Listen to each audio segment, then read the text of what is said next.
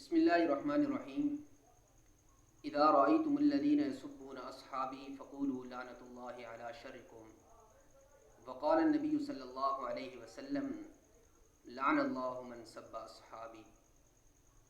آقا دو عالم صلی اللہ علیہ وسلم نے فرمایا، جب تم دیکھو ان لوگوں کو جو میرے صحابہ پہ تبرہ کرتے ہیں تو تم ان کے اس شر پر خدا کی لعنت کرو۔ اور آقا دو عالم صلی اللہ علیہ وسلم نے دوسری حدیث میں فرمایا، لعن اللہ من سب اصحابی، اللہ لعنت کرے ان پر جو میرے صحابہ پہ تبرہ کرتے ہیں۔ حالیہ دنوں میں سوشل میڈیا پر صحابہ کرام و اہل بیت عظام کی گستاخیوں کا سلسلہ اہل تشیع و روافض کی طرف سے عروج پر ہے، جس سے تمام مسلمانوں کے مذہبی جذبات مجروح ہو رہے ہیں اور ایک اشتعال کی فضا قائم ہے۔ ہمارا مطالبہ ہے تمام اداروں سے، سیکورٹی اداروں سے، خفیہ اداروں سے، کہ ایسے شر پسند عناصر پر نظر رکھی جائے اور ان کو کڑی سے کڑی سزا دی جائے۔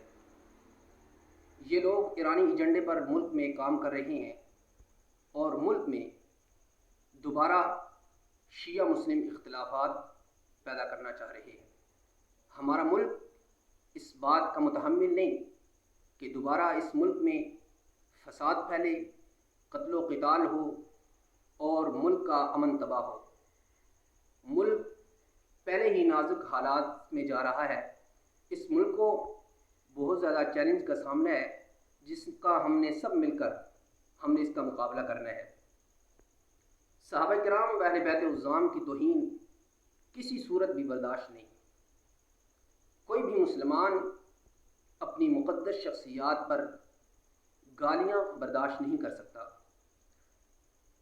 یقین جانیں کہ سوشل میڈیا پر صحابہ کرام و اہل بیت عظام کو ماں بہن بیٹی کی گندی غلیظ گالیاں نکالی گئی، جبکہ یہ وہ مقدس شخصیات ہیں جن کی صداقت، شرافت، عدالت، دیانت، تقوی، طہارت کو اللہ تعالیٰ نے قرآن کریم کی 750 آیات میں ذکر کیا ہے۔ اور دنیا کا کوئی مذہب ایسا نہیں کہ جس مذہب میں اجازت ہو کہ کسی کی مقدس شخصیات کو گالی دی جائے، سوائے مذہب روافض کے۔ اس میں مقدس شخصیات کی توہین کرنا، انہیں گالیاں دینا ثواب سمجھا جاتا ہے، جس کا اقرار ان کے بڑے کر چکے ہیں اور کر رہے ہیں، جو آن دی ریکارڈ یہ بات اور یوٹیوب پر موجود ہے۔ ہمارا مطالبہ ہے کہ ان پر صرف 298 کے تحت مقدمہ درج کیا جائے۔ 298 کے تحت مقدمہ درج کیا جاتا ہے، مجرم دوسرے دن باہر ہوتا ہے، اس کی بیل ہو چکی ہوتی ہے۔ 295 سی کے تحت اور 295 اے کے تحت ان پر مقدمہ درج کیا جائے، کیونکہ رسول پاک صلی اللہ علیہ وسلم کے صحابہ یہ شریعت کی بنیاد ہیں، یہ شریعت کی اساس ہے۔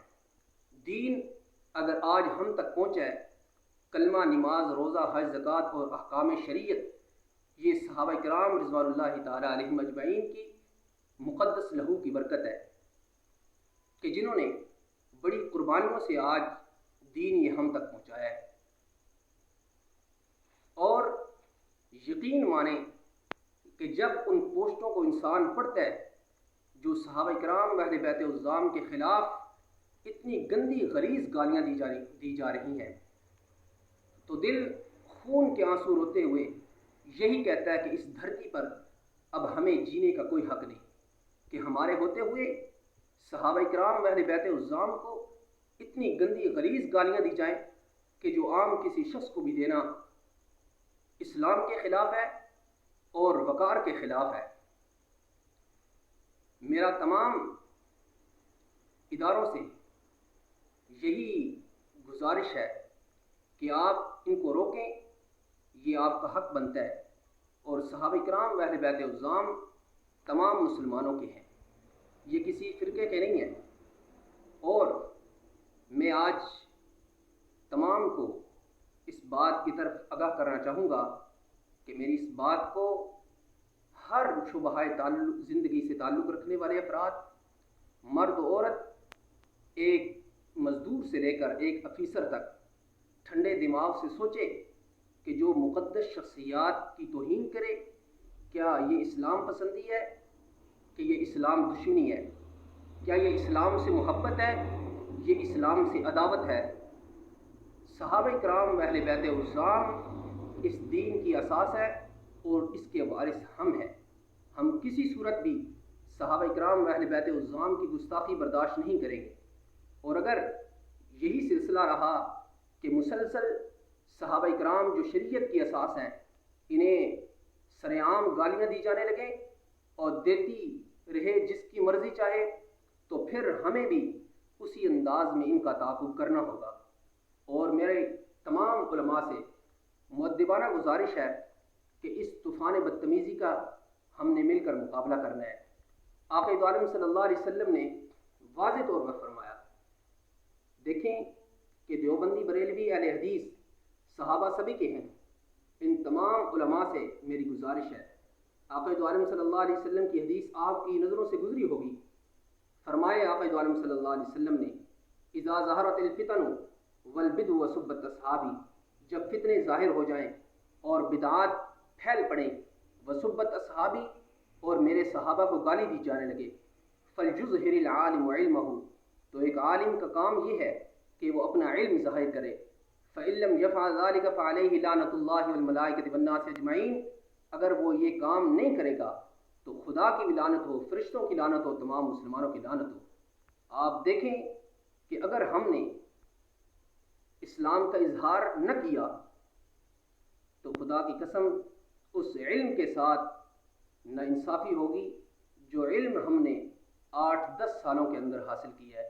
ہم نے نبی کی شریعت کو پڑھا ہے اور اس پر ہم اگر خاموش رہیں تو پھر آقا دو عالم صلی اللہ علیہ وسلم کے اظہار اسلام کی بھی مخالفت ہوگی۔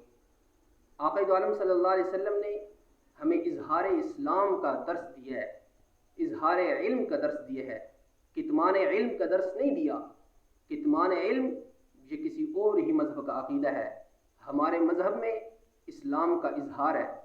لہذا آخر میں یہی کہوں گا، تمام مسلمانوں میں اتحاد و اتفاق کی اللہ فضا قائم کرے اور ہمیں ہر اس شخص کے خلاف آواز اٹھانے کی توفیق عطا فرمائے جو رسول پاک صلی اللہ علیہ وسلم یا مقدس شخصیات کے خلاف سر عام زبان درازی کرے۔